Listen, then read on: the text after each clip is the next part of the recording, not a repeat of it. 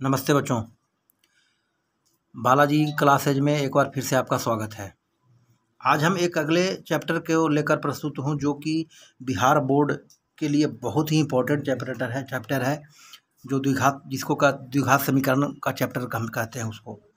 द्विघात समीकरण और द्विघात बहुपद दोनों से बहुत ही अधिक प्रश्न पूछे जाते हैं और द्विघात समीकरण आपको बहुत ज़्यादा नंबर आपको दिला सकता है। अगर इस पर आप कमांड करके जाएंगे परीक्षा में तो आप बहुत अच्छा नंबर लाएंगे। तो आज हम द्विघात समीकरण को लेकर के आपके सामने प्रस्तुत हूँ। और याद रखिए, इसमें हम आपको एक बात आपको बताना चाहते हैं कि द्विघात समीकरण और द्विघात बहुपद में कोई विशेष अंतर नहीं है। हमने पढ़ा था कि द्विघात बहुपद का जो मानक रूप होता है वह ax² plus bx plus c के रूप में होता है। याद कीजिएगा, पिछला चैप्टर में जब हम लोग पढ़े थे, ठीक है ना। द्विघात बहुपद का जो मानक रूप होता है वो क्या होता है, ax² plus bx plus c के रूप में होता है। अब यहाँ कुछ नहीं, यहाँ आपको यही समझना है कि द्विघात बहुपद अगर सिर्फ इतना लिखा हुआ है ax² plus bx plus c लिखा हुआ है तो ये द्विघात बहुपद है। और अगर ax² plus bx plus c बराबर हम 0 कर दें तो ये द्विघात समीकरण हो गया। तो ax² plus bx plus c बराबर 0, जहाँ a बराबर नॉट 0, a बराबर 0 नहीं होगा, ठीक है ना। तथा a b एवं c क्या है, a b एवं c अचर हैं। क्या है, अचर है, ठीक है। यह जो रूप होगा यह इसका क्या होगा, मानक रूप होगा। ax² plus bx plus c बराबर 0, जहाँ a बराबर नहीं 0 होगा, a b c अचर होंगे, है ना। इस रूप को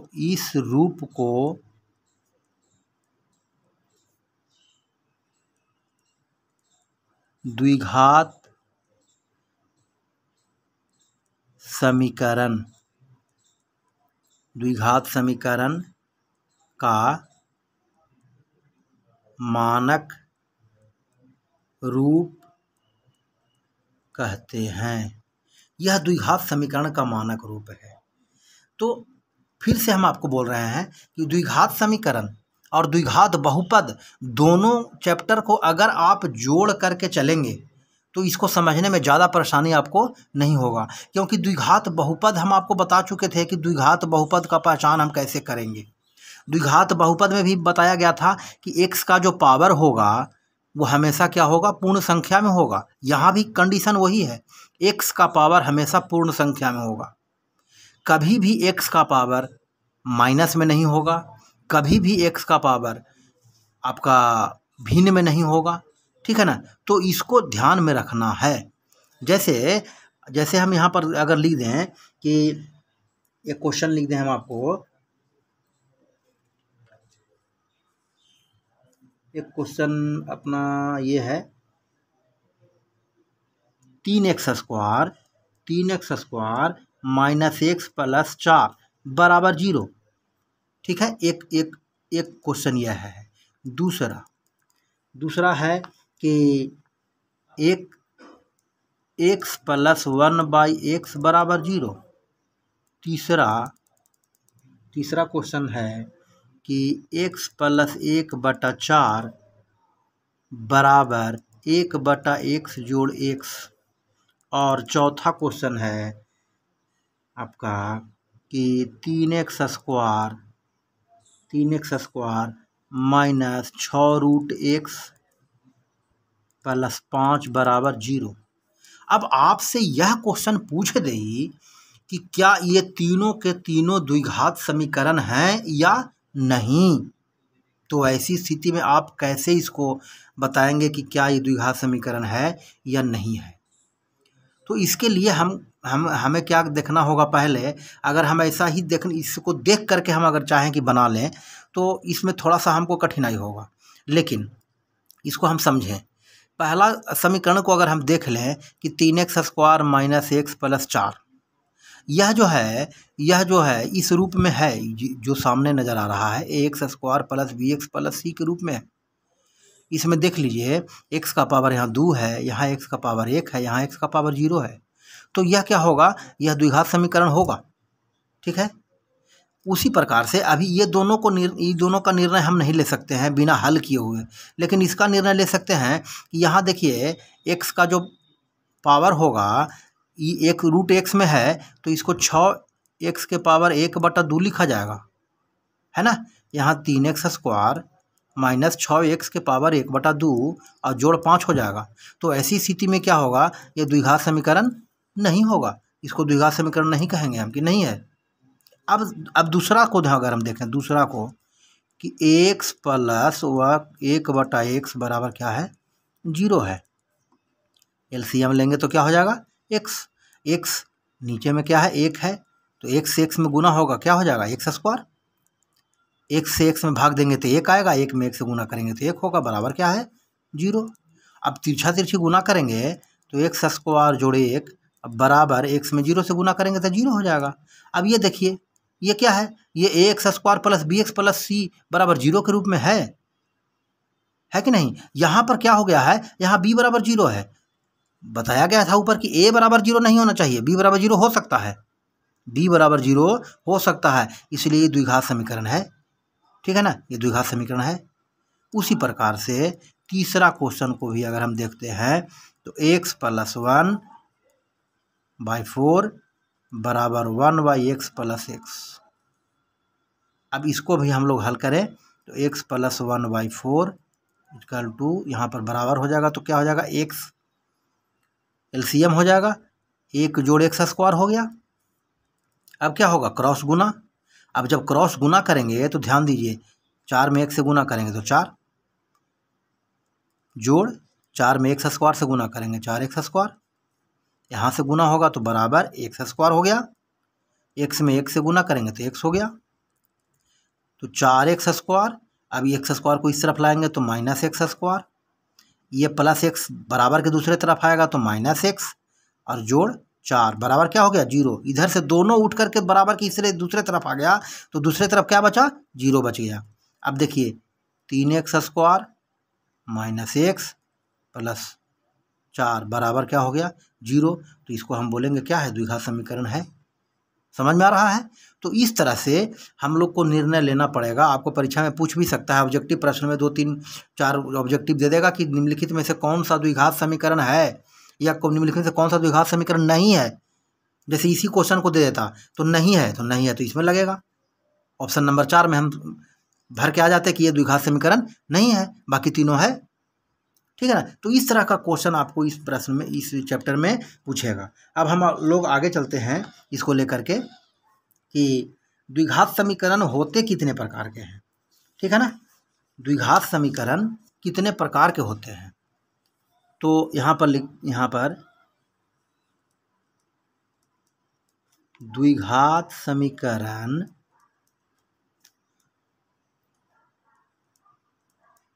दो प्रकार के होते हैं, दो प्रकार के होते हैं। पहला द्विघात समीकरण का जो पहला रूप है उसको बोलते हैं शुद्ध द्विघात समीकरण। शुद्ध द्विघात समीकरण।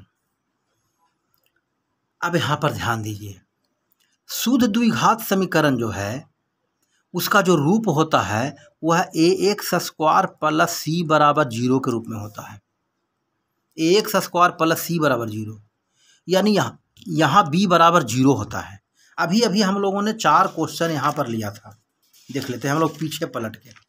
4 क्वेश्चन लिया, उसमें से एक द्विघात समीकरण हमारा जो मिला वो देखिए यहाँ है, x² + 1 बराबर 0। इसी को लेते हैं, x² जोड़ 1 बराबर 0। अगर हम इसे ए एक्स स्क्वायर, अगर इसको हम a x square plus b x plus c बराबर 0 के रूप में व्यक्त करें तो यहाँ ध्यान से देखिए, हम इसे ऐसे लिख सकते हैं कि एक एक्स स्क्वायर प्लस 0x और प्लस 1 बराबर 0। तो यहाँ शुद्ध द्विघात समीकरण में हमने क्या आपको कहा कि ए एक्स स्क्वायर प्लस सी के रूप में, ए एक्स स्क्वायर प्लस सी बराबर 0 के रूप में जो द्विघात समीकरण व्यक्त किया जाए उसे हम शुद्ध द्विघात समीकरण कहते हैं। उसे क्या कहते हैं? शुद्ध द्विघात समीकरण कहते हैं। जैसे एक उदाहरण और हम आपसे लें कि एक्स स्क्वायर, दूसरा उदाहरण ले रहे हैं, एक्स स्क्वायर घटाओ 16 बराबर 0, यह शुद्ध द्विघात समीकरण है। ठीक है ना। एक क्वेश्चन है कि 16 एक्स स्क्वायर माइनस 49 बराबर 0, ये भी एक शुद्ध द्विघात समीकरण है। तो हम कह सकते हैं, इसमें आपको समझ में आ गया होगा कि किसी भी द्विघात समीकरण में, कोई भी द्विघात समीकरण शुद्ध द्विघात समीकरण तब कहलाएगा यदि उसमें b बराबर 0 हो जाए। b बराबर क्या हो? 0 हो। यानी हम लोग को समझने के लिए हम सिर्फ आपको ये लिख दिए कि परिभाषा से कोई मतलब नहीं है इसमें, या आप इतना ही समझिए कि इसमें देखिए, इसमें b बराबर 0 है, इसमें भी b बराबर 0 है, इसमें भी b बराबर 0 है। यह किस रूप में है? यह है ए एक्स स्क्वायर प्लस सी बराबर 0। अगर हम इसमें पता करना शुरू करें कि a बराबर कितना है तो a बराबर हम लिखेंगे कि 16 है, b बराबर पता करेंगे तो क्या आ जाएगा? 0, और c बराबर पता करें तो क्या आ जाएगा? -49। यानी b बराबर क्या मिल गया? 0। तो जिस समीकरण में b बराबर 0 मिल रहा है आपको, उसको हम शुद्ध द्विघात समीकरण बोलेंगे। क्या बोलेंगे? शुद्ध द्विघात समीकरण बोलेंगे। ठीक है। और दूसरा जो आपका जो दूसरा उदाहरण है उसको हम बोलते हैं मिश्रित द्विघात समीकरण। मिश्रित द्विघात समीकरण, मिश्रित द्विघात समीकरण। ठीक है ना। और मिश्रित द्विघात समीकरण क्या होता है आप समझ लीजिए इसको। मिश्रित द्विघात समीकरण a x square plus b x plus c बराबर 0 के रूप में होगा। ठीक है ना। जहाँ a बराबर 0 नहीं होगा और b बराबर भी 0 नहीं होगा। ठीक है ना। a बराबर 0 नहीं होगा और b बराबर भी 0 नहीं होगा। तो इस रूप में जो आएगा उसे हम मिश्रित द्विघात समीकरण बोलेंगे। अब यहाँ पर मिश्रित द्विघात समीकरण का उदाहरण बहुत सा हम लोग देख चुके हैं, फिर भी हम आपको दे रहे हैं कि मिश्रित द्विघात समीकरण का उदाहरण क्या है। मिश्रित द्विघात समीकरण किसको बोलेंगे? मिश्रित द्विघात समीकरण जैसे मान लिया 9x square minus 3x minus 2 बराबर 0, यह मिश्रित द्विघात समीकरण है। ठीक है। इस तरह का जो समीकरण होगा वो मिश्रित द्विघात समीकरण कहलाएगा। ठीक है। तो आपको इसको समझना है, मिश्रित द्विघात समीकरण और शुद्ध द्विघात समीकरण में अंतर क्या हुआ। अब सवाल आता है कि द्विघात समीकरण का जो है शून्यक, द्विघात समीकरण का द्विघात समीकरण का शून्यक, इसको जानना जरूरी है। द्विघात समीकरण का शून्यक। ठीक है। या इसको शून्यक या फिर क्या बोलते हैं? मूल। अंग्रेजी में इसको बोलते हैं जीरो या रूट्स। ठीक है। तो द्विघात समीकरण का मूल क्या कहलाता है? याद रखिए, द्विघात बहुपद में हम लोग शून्यक निकाले थे। एक मिनट, यहाँ पर जो क्वेश्चन लिखा हुआ है इसको देख लेते हैं। 9x स्क्वायर माइनस 3x और माइनस 2, ये क्या हो गया? अगर इतना ही लिख रहे हैं, बार बार हम आपको बोल रहे हैं, अगर इतना ही लिख रहे हैं तो द्विघात बहुपद है। इतना ही लिखा जा रहा है तो द्विघात बहुपद है और बराबर 0 कर दिया जा रहा है तो द्विघात समीकरण हो गया। लेकिन हम लोग पिछले चैप्टर में द्विघात बहुपद में इसका शून्यक निकाले थे ना, 9x² - 3x - 2 का शून्यक निकाले थे। तो इसका जो शून्यक था वही इस द्विघात समीकरण का शून्यक होगा। तो हम आपको ये बता दें ठेठ में कि ax² + bx + c, ax² + bx + c का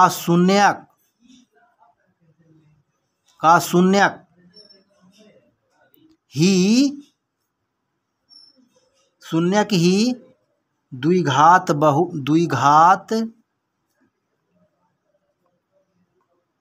समीकरण ax² + bx + c = 0 का मूल होता है। ठीक है ना, इसका शून्यक ही इसका मूल कहलाता है। और यहाँ पर एक चीज़ और याद करने का है कि द्विघात बहुपद, द्विघात समीकरण के दो और केवल दो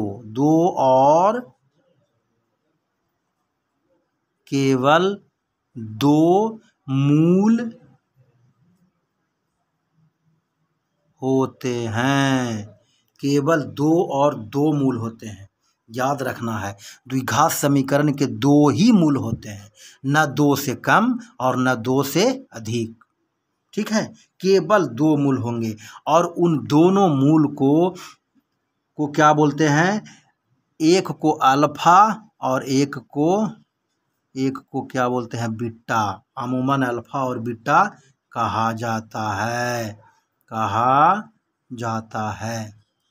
अब आपको दिमाग में आ रहा होगा कि सर द्विघात बहुपद में भी तो हम लोग यही पढ़े थे कि द्विघात बहुपद के 2 शून्यक होते हैं जिनको अल्फा और बीटा कहते हैं। यहाँ भी वही पढ़ रहे हैं, क्योंकि द्विघात समीकरण के 2 और केवल 2 मूल होते हैं जिन्हें हम क्या कहते हैं? अल्फा और बीटा कहते हैं। तो मैंने भी आपको बताया था कि द्विघात बहुपद चैप्टर को अगर हम रखकर अगर रिवाइज करके आप लोग रखे होंगे, द्विघात बहुपद को रिवाइज करेंगे और द्विघात समीकरण पढ़ेंगे तो आपको दोनों में समानता नज़र आएगा। दोनों आप देखेंगे कि दोनों एक ही तरह से बनाया जा रहा है। तो अब यहाँ पर सवाल आता है कि द्विघात समीकरण का जो हम हल करेंगे, द्विघात समीकरण को हल कितने प्रकार से किया जाता है। तो आज हम द्विघात समीकरण के हल का एक तरीका आपको बताएंगे और कल का जो क्लास होगा उसमें हम दूसरा तरीका बताएंगे। तो द्विघात समीकरण को यहाँ पर ध्यान से दीजिए, द्विघात समीकरण को 2 प्रकार से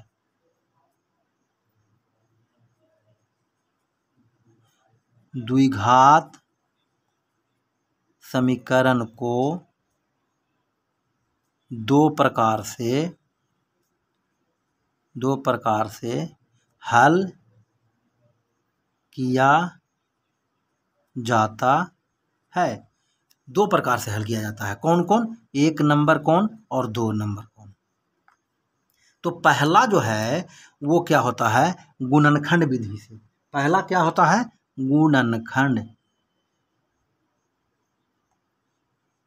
गुणनखंड विधि से। और दूसरा होता है पूर्ण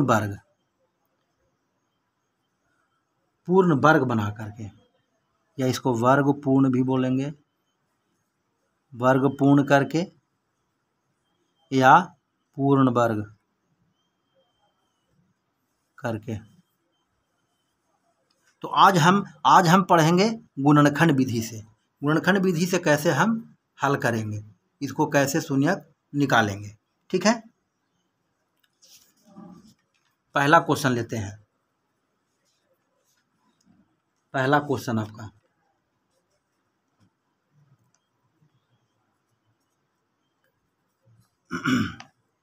एक क्वेश्चन हम ले रहे हैं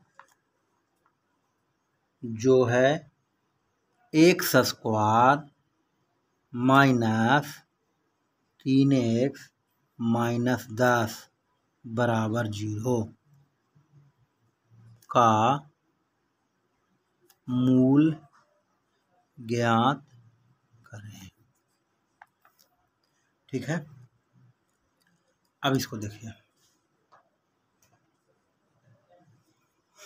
हम लोग गुणनखंड करना जानते हैं, फिर भी 10, यहाँ जो क्वेश्चन है हमारा वो क्या है, x square minus 3x minus 10 बराबर 0। इसको बनाएंगे तो आपको बताया गया था कि जो x का गुणांक होता है इसको तोड़ना होता है। इसको कैसे तोड़ना होता है कि इस प्रकार से तो इसको जोड़ या घटाव करें कि उसका जो गुणनफल हो वो एक्स स्क्वायर के गुणांक और अचर के गुणांक के बराबर हो जाए। यहाँ पर अचर क्या है 10 और यहाँ 1, तो 10 हो गया।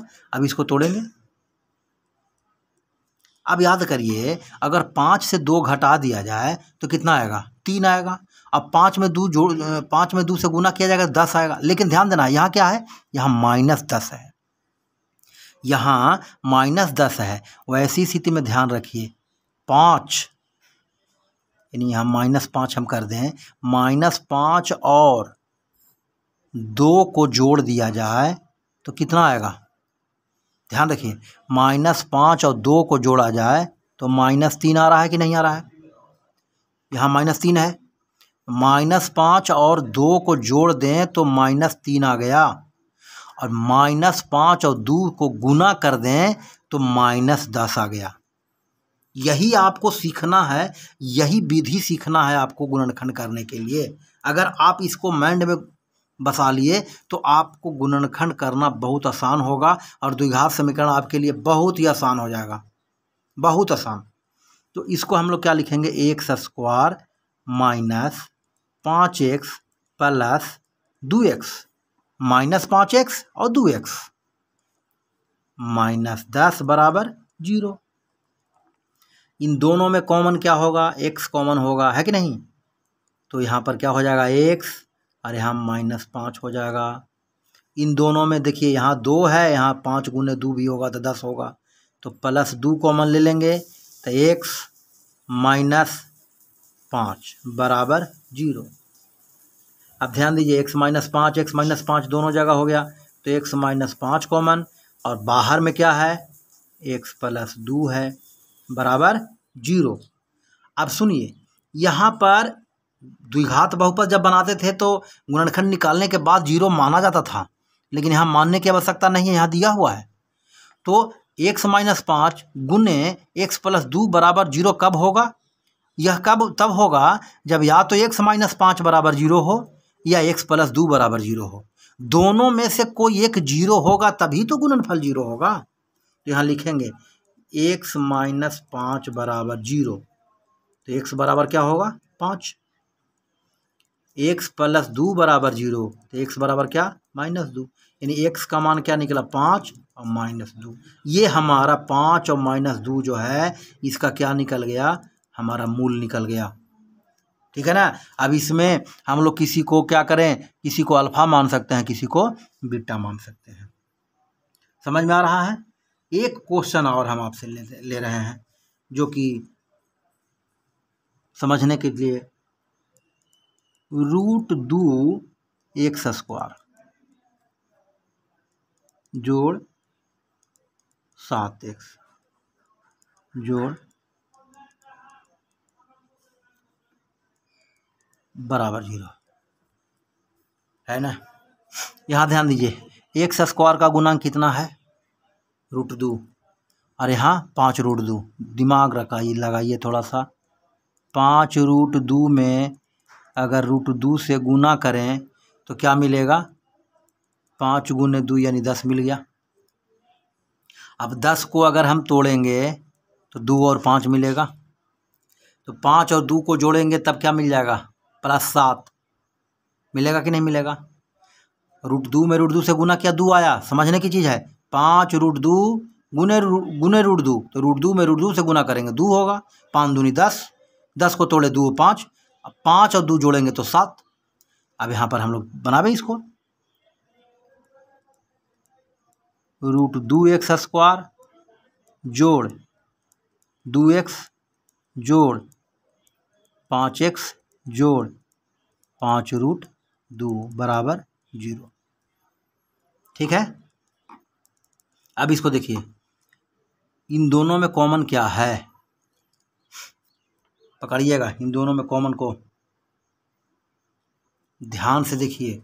दू, देखिए तो रूट दू गुने रूट दू बनाने पर क्या बनता है, दू।